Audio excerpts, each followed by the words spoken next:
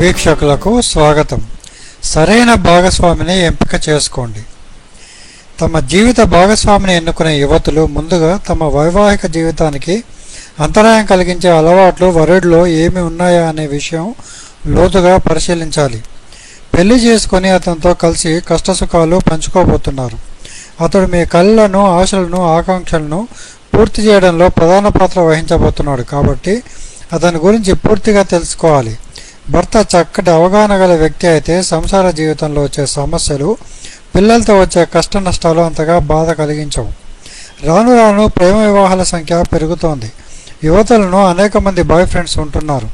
వీరిలో ఎవరో ఒకరు ప్రేమికుడిగా మారి మనసులో స్థానం సంపాదించుకుంటాడు. 7 అడుగులు నడిచి జీవిత భాగస్వామి అవుతాడు. మరోవైపు విడాకుల సంఖ్య కూడా పెరుగుతోంది.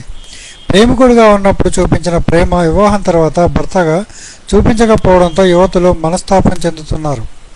మనసు చంపుకొని జీవితాంతం బాధపడుతూ అనుక్షణం వేధించే భర్తతో కాపురం చేయడం కన్నా విడాకులు తీసుకొని విడిపోయి వేరుగా జీవించాలనుకున్న స్త్రీకి సమాజంలో అనేక సమస్యలు ఎదురవుతాయి. అందువల్ల యువతులు భావి జీవిత భాగస్వామి ఎంపికలో తగు జాగ్రత్తలు తీసుకోవాలి.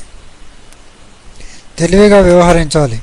ఏ వ్యక్తితో కలిసి జీవితాంతం తన సుఖ సంతోషాలు పంచుకోవాలనుకుంటున్నారో, సంతోషంగా ఆ సమయం గడపాలనుకుంటున్నారో ఆ వ్యక్తి గుణగణాల గురించి పూర్తిగా తెలుసుకోవాలి. వైవాహిక జీవితాన్ని 3 దశలుగా విభజించుకోవచ్చు. వివాహం అయిన తర్వాత మొదటి బిడ్డ పుట్టే వరకు గల దశ సాధారణంగా సుఖ సంతోషాలతోనే గడుస్తుంది. బిడ్డ పుట్టిన తర్వాత నుండి 2వ దశ ప్రారంభమవుతుంది. ఈ దశలో పిల్లల పోషణ, పెంపకం, వారి భవిష్యత్తు విషయమై ఆలోచనలు, వారి గురించి ఆందోళనతో నిండి ఉంటుంది. పిల్లలు పెరిగి పెద్దవారై తమ కాళ్ళ మీద తాము నిలబడి తమ భవిష్యత్తు తాము చూసుకుంటారు. తల్లి, తండ్రి అంటే ఎంత ప్రేమ ఉన్నా వారితో ఎక్కువ సమయం గడపలేకపోతారు. ఇక 3వ దశలో భార్యాభర్తల మధ్య ప్రేమ, అవగాహన, చక్కటి స్నేహ సంబంధాలు ఉంటే చక్కగా జీవితం కొనసాగించుకోగలుగుతారు.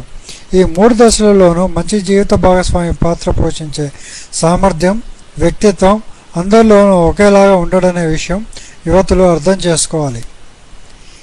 ఈ వీడియో మీకు నచ్చినట్లయితే మీ సలహాలు, సూచనలు తెలపండి. సబ్స్క్రైబ్ చేయడం మాత్రం మర్చిపోకండి. మరో విషయంతో మళ్ళీ కలుద్దాం.